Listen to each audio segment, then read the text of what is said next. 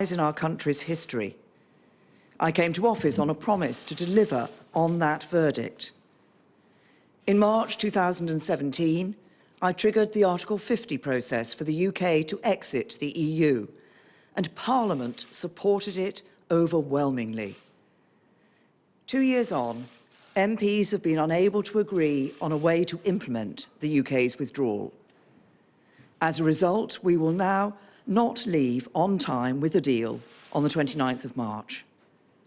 This delay is a matter of great personal regret for me. And of this I am absolutely sure. You, the public, have had enough. You're tired of the infighting. You're tired of the political games and the arcane procedural rows. Tired of MPs talking about nothing else but Brexit, when you have real concerns about our children's schools, our National Health Service, knife crime. You want this stage of the Brexit process to be over and done with. I agree. I am on your side. It is now time for MPs to decide. So today I have written to Donald Tusk, the President of the European Council, to request a short extension of Article 50 up to the 30th of June to give MPs the time to make a final choice. Do they want to leave the EU with a deal which delivers on the result of the referendum, that takes back control of our money, borders and laws, while protecting jobs and our national security? Do they want to leave without a deal? Or do they not want to leave at all, causing potentially irreparable damage to public trust, not just in this generation of politicians, but to our entire democratic process?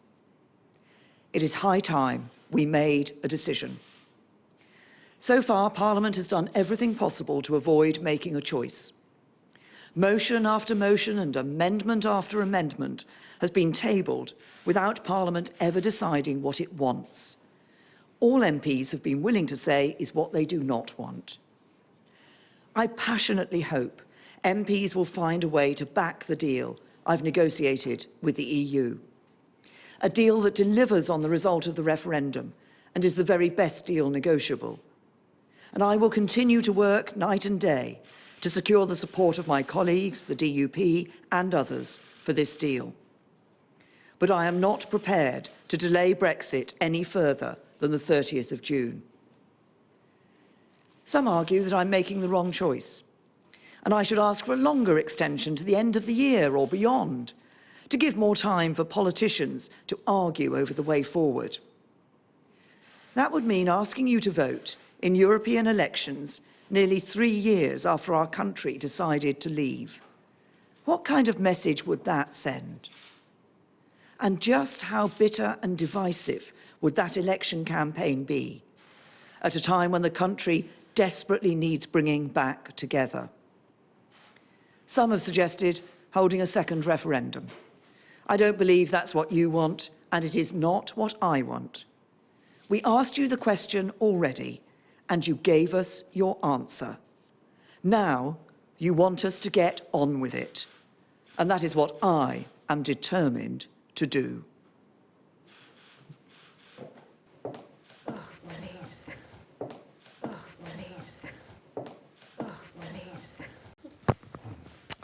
And there, the Prime Minister making a very brief statement in Downing Street, and I'll sum it up for you.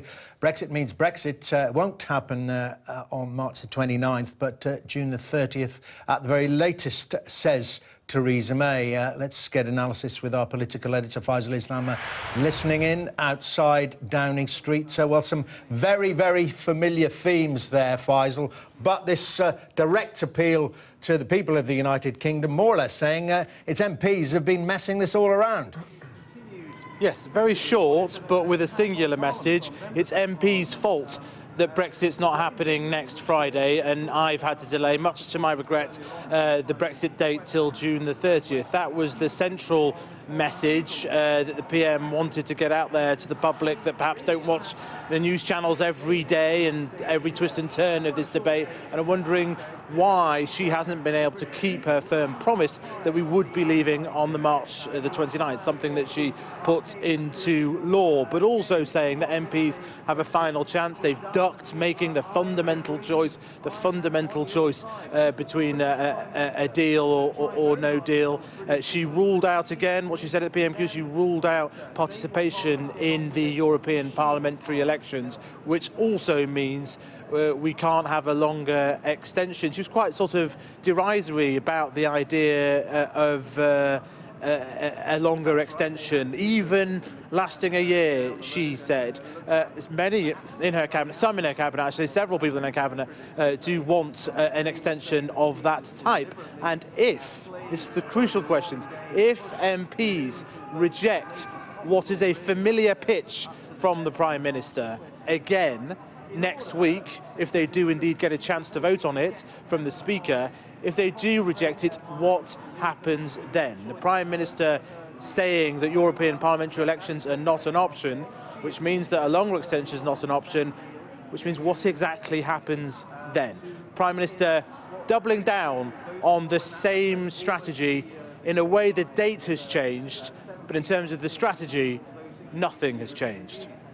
OK, Faisal, thank you very much indeed, our political editor there with his instant analysis in Downing Street. I'm going to get more of that now with Sonia Soda, former Labour advisor and chief leader writer at The Observer, and by Giles Kenningham, who was David Cameron's former press chief in Downing Street. Very good evening to you both. I want to start with you then, Giles, because you've experience of those kind of statements, not necessarily, well, certainly not in these circumstances. What did you think then of Theresa May's strategy, appealing over the head of MPs, including, well, dozens, hundreds of her own who voted against this deal, to the people of the United Kingdom?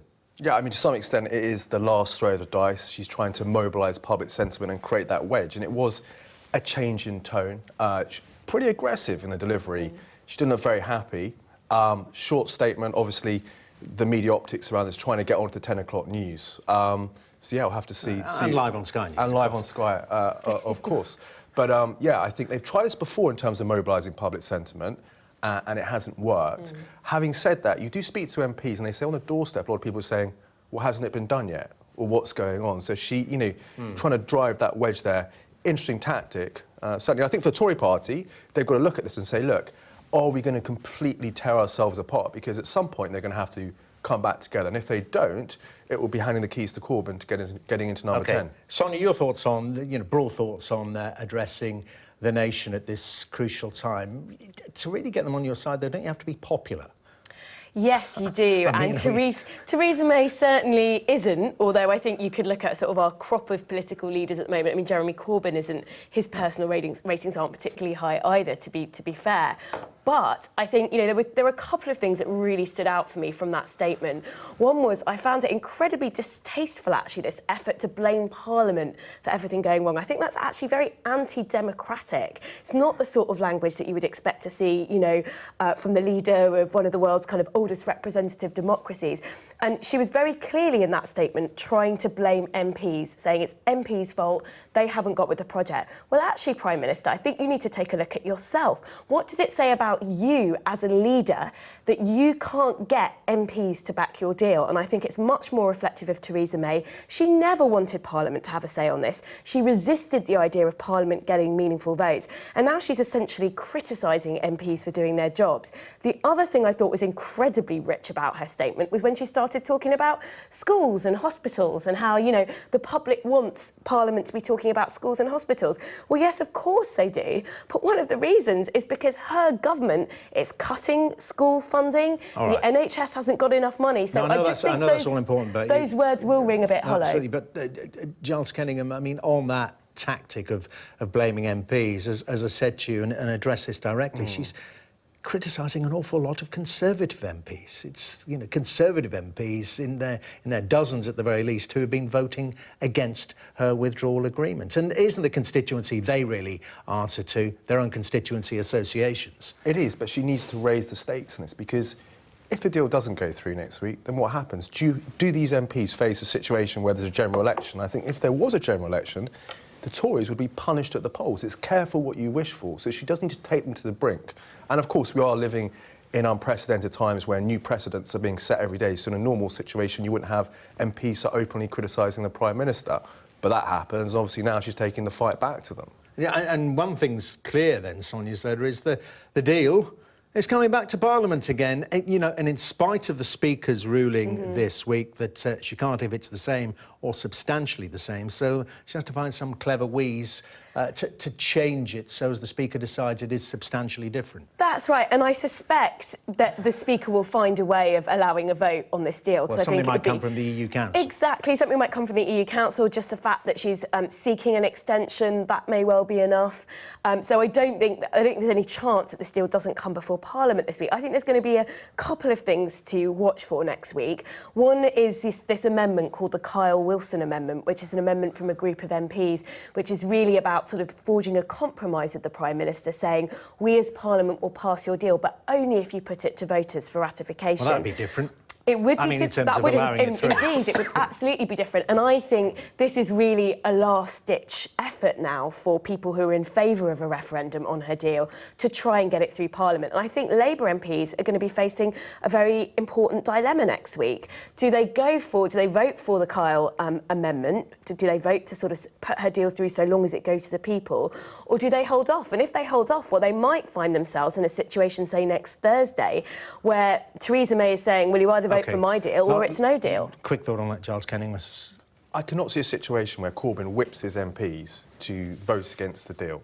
And I sort of think, you know, given where the Labour Parliamentary Party are, is he really going to crash us out on no deal? I don't think that will happen. Also, remember, the EU do settle at the 11th hour, so you still might get some dramatic development happening next week. But then creating a whole load of problems with the Conservative Party if you get the deal through on Labour votes. But that's another issue to be discussed at another time, because I want to join my colleague John Craig. He's in Parliament's Central Lobby with Dominic Grieve, the former Attorney General and still a member of the Conservative Party, but who made a coruscating speech in the House today about how ashamed he is to be a member of that party at the moment. John.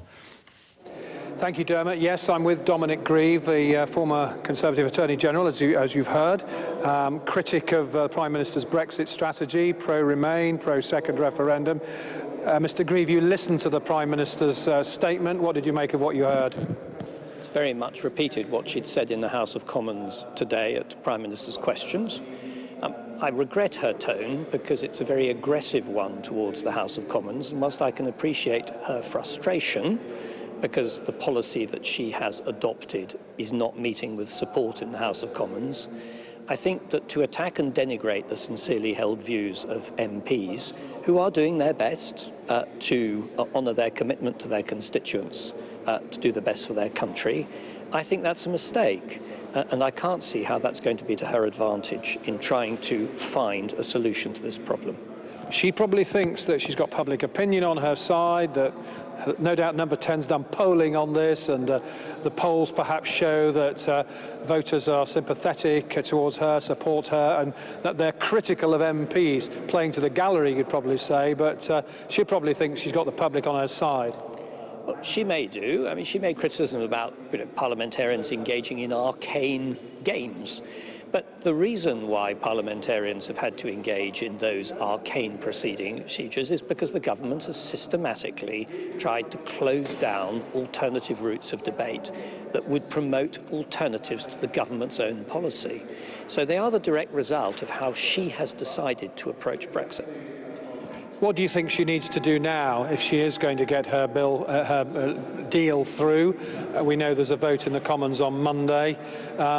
You presumably are still nothing will persuade you to vote for it. What do you think she needs to do? Well, firstly, I would cheerfully vote for it if she agreed to put this deal to the British public. I mean, this has been my position all along. The problem is the deal bears no relationship to what was being debated in the 2016 referendum, and most members of Parliament looking at it think it has serious shortcomings. But that having been said, and in the Prime Minister's favour, it may be in practice the best deal we can get, but it highlights just how damaging, to my mind, Brexit is going to be. And oddly enough, my ERG colleagues, coming from another angle, think the same thing. But if the public want this, and wish to vote for it in a referendum, we could put in place all the mechanisms to ensure that we could leave immediately afterwards without further ado, if that's what they want, but they should also be offered the alternative of remaining in the EU. And if she's prepared to do that, she will have my full support. But the risk is that she gets her deal rejected next week, at which point, if the EU has put a condition of extension on her getting the deal through, we will be within 72 hours of crashing out of the EU without a deal.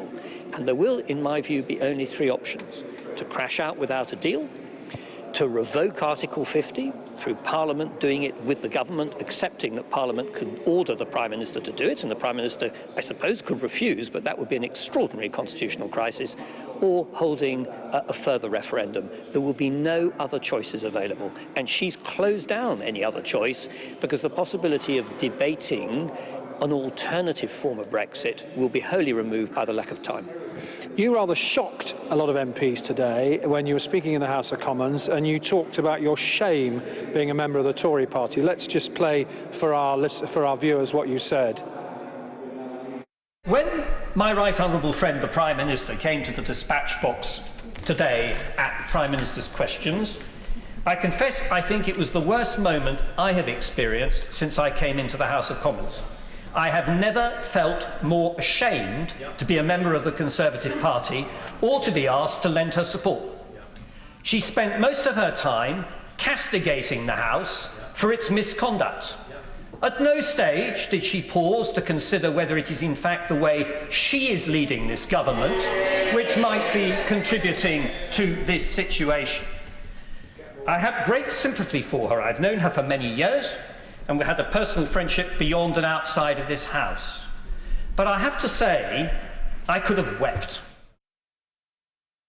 I could have wept, you said there at the conclusion of that little piece we just played. Some MPs might think you're about to join your former colleague Anna Soubry and others in the independent group after that. No, I'm a Conservative. I've been a member of the Conservative Party for well over 40 years. And I very much hope I die a member of the Conservative Party. But I do find it tragic to see my party in its current condition, and also watching the destruction of standards, whether it's ministers who don't observe collective responsibility but stay in government, ministers who don't resign when you know very well that their own personal views are wholly at variance with that of the policy being pursued by the government, and a Prime Minister who ought to be steeped in our constitutional traditions, who comes along and attacks the House of Commons in the way she did this afternoon. There's talk of deselection in Beaconsfield. Are you going to fight that? Presumably you are. Ultimately, I recognise that Brexit is very divisive. And so there will be members of my constituency association who will be irritated or angry with me, or even more angry with me because of the stand I've taken. Equally, there will be some who approve of what I'm doing. I will just have to see how that plays out. I recognise that ultimately a Member of Parliament must be dependent on the confidence of their constituency association. Dominic Grieve, thank you so much for coming to talk to us straight after the Prime Minister's statement. Back to you, Dermot. John, thank you very much indeed. And we're going back to our political editor, Faisal Islam, in Downing Street. So, Faisal, is this, in effect, the last throw of the dice for the Prime Minister? Yeah, we're kind of sort of in the bunker, and then they've found a sort of drill and found another chamber to the bunker. We're deeper down in that in terms of trying to put the same strategy again, perhaps a little bit of rhetorical help from Donald Tusk saying it's going to be a short extension only if the meaningful vote is passed. But if you step back and just have a think about that short statement from the Prime Minister, there was nothing new in terms of the information, but the focused kind of attack on MPs, the blame game, it's not my fault that we've had to delay Brexit, it's MPs' fault, it was pretty extraordinary when you consider that the singular audience for the Prime Minister, the people who her fate and the fate of her Brexit deal now depend on, are MPs who she needs to change their mind and back her deal. And what she's done in this Downing Street podium moment is tell the public that it's the MPs' fault. That may reflect some of the conversations we've been having with Conservative MPs They're saying that they are hearing on the doorstep bad news in terms of delay. It's reflecting badly for the Conservative local election campaign and all that sort of stuff. But still, fairly extraordinary prime ministerial statement at an extraordinary time. The Prime Minister saying, I've had a delay, but don't blame me.